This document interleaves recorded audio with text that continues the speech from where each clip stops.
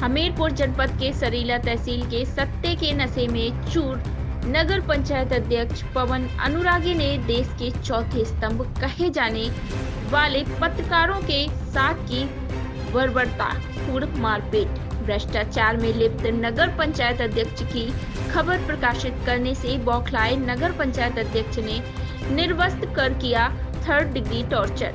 जरिया थाना अध्यक्ष ने राजनीति के चक्कर में पत्रकारों पर फर्जी केस किया दर्ज। गुस्साए पत्रकार कलेक्टर परिसर के गोल चबूतरे में बैठे धरने पर कार्रवाई के नाम पर 5 लोगों को किया अरेस्ट। मुख्य आरोपी पुलिस की पकड़ से अभी भी दूर है। आधा दर्जन से अधिक लोगों ने तालिबानी की तर्ज पर की मारपीट, फिर भी गैंगस्टर की नहीं हुई कार्रवाई। आप देख रहे हैं न्यूज़ 92 से संवाददाता राधा कृष्ण हमीरपुर की खास रिपोर्ट।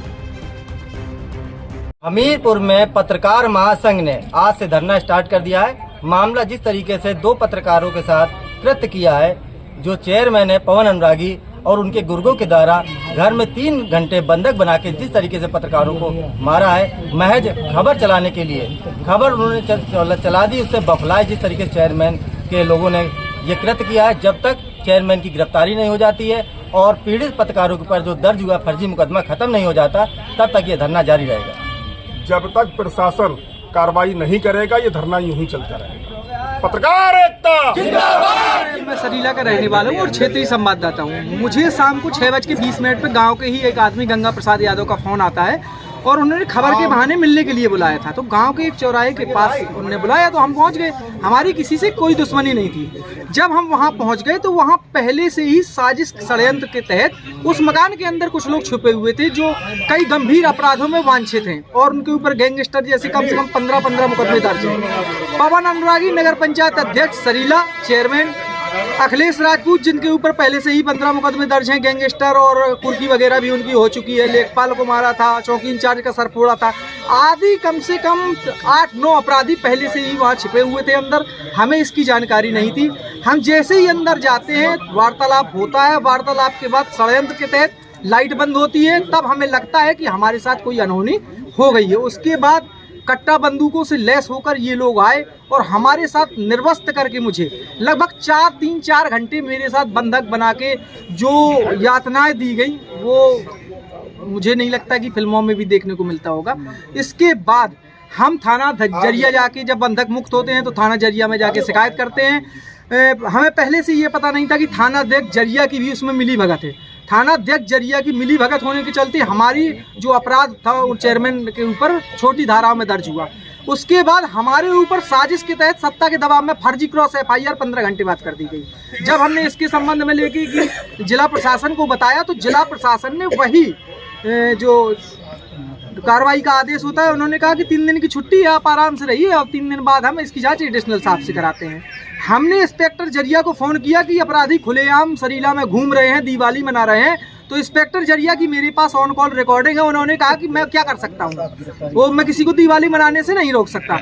मतलब उस रिकॉर्डिंग से आपको ये स्पष्ट हो जाएगा कि किस तरह अपराधियों से थाना अध्यक्ष जरिया मिले हुए हैं और थाना अध्यक्ष जरिया भी कहीं ना कहीं उस साजिश और षड्यंत्र में शामिल है। तो इसलिए हम लोग लखनऊ जाके हमने DGP कार्यालय और ब्रजेश पाठक जी उप मुख्यमंत्री से मिलके और तमाम जगह शिकायतें करने के बाद हम यहाँ पे आए हैं। पुलिस प्रशासन का लगातार दबाव था कि यहाँ पे अकलित बयान दर्ज करा दे, जबकि मैं एडिशनल कार्यालय में 3 घंटे का डेटा देकर और अपने बयान दर्ज करा के गया था, फिर भी इनको अभी दूसरे बयान की जरूरत थी।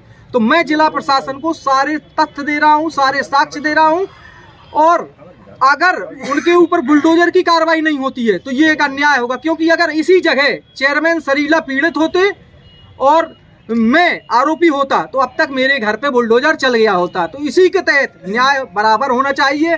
सत्ता किसी की भी हो, सत्ता आती जाती है। आज आप धरने में बैठे हैं? हाँ, मैं इसलिए धरने पे बैठा हूँ कि जब तक मुझे न्याय नहीं मिल पाता मुझे यहाँ तब तक लगातार हम लोग धरना करेंगे। अगर जरूरत पड़ी तो मैं विधानसभा के बाहर भी धरने पे बैठूंगा।